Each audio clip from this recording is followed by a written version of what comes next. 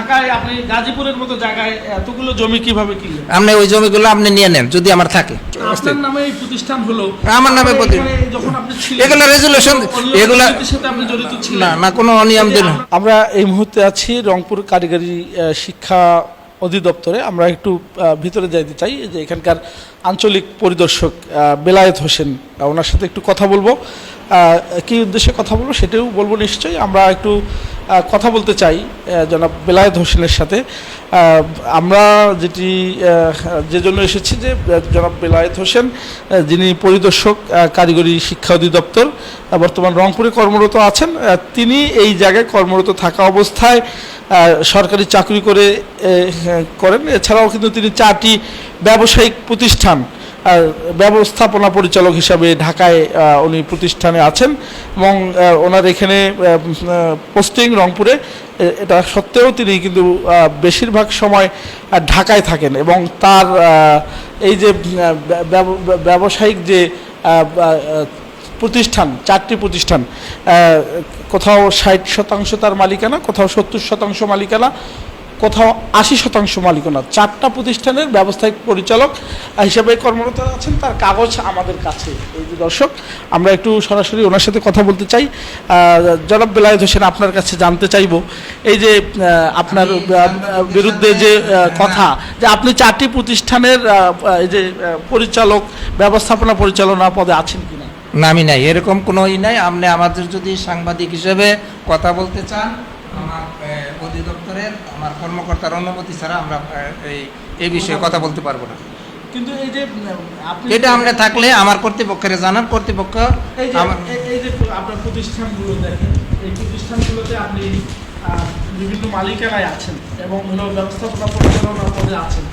এই যে আপনি সরকারি চাকরি করে আপনি কিভাবে এখানে এইসব প্রতিষ্ঠানের অস্তিত্ব নাই? এগুলো দেখেন, আপনার এই যে প্রতিষ্ঠান দেখেন, বেলায়েত হোসেন, পিতা হলো আব্দুল মান্নান, মাদার্স নেম হলো সবুরা খাতুন, 85 নিউ 32, এগুলো প্রতিষ্ঠান। এই যে প্রতিষ্ঠানগুলোতে আমরা গিয়েছি, দেখেন এখানে কিন্তু 70,000 শেয়ারস, এখানে আপনার 70,000 শেয়ার।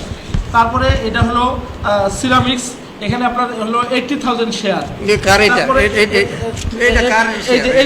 এটা দেখেন বেলায়েত হোসেন, এই যে দেখেন আপনার 5টা প্রতিষ্ঠান দেখতেছি।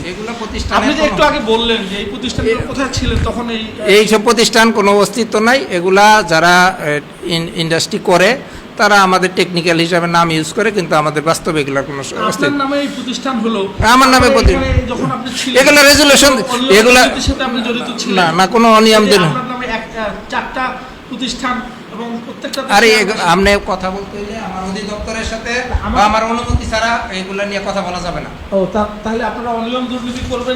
অনিয়ম দুর্নীতি হলে আপনারা তুলে ধরেন।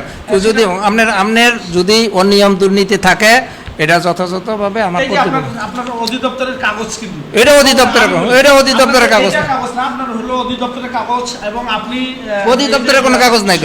এবং ঢাকায় আপনি গাজীপুরের মতো জায়গায় এতগুলো জমি কিভাবে কিনলেন? আপনি ওই জমিগুলো আপনি নিয়ে নেন যদি আমার থাকে।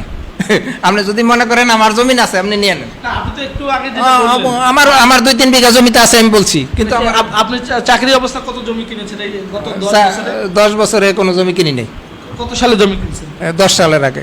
কতগুলো জমি কিনছেন? এটা আমার অধিদপ্তর থেকে আমাদেরকে আমাদের সম্পদের বিবরণী দেওয়া আছে, ওখানে দেখেন তথ্য। আর কার কার নামে সম্পত্তি আছে?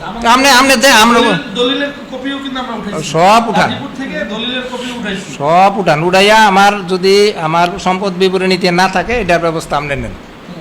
কার নামে করেছেন? স্ত্রীর নামে? আমার ওই স্ত্রীর নামে কোনো সম্পত্তি নেই, নামে কোনো সম্পত্তি নেই। আমার ওয়াইফের নামে মানে 3 কাঠা না 3.5 কাঠা জমি আছে।